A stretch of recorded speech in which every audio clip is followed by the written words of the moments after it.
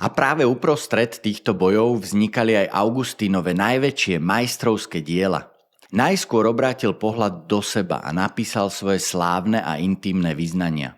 Nebola to však žiadna literárna póza ani snaha očistiť svoje meno. Bola to intimná, hlboká a úprimná modlitba. Verejne v nej Augustín odhalil svoje vlastné temné vášne, pýchu a pády z jediného dôvodu.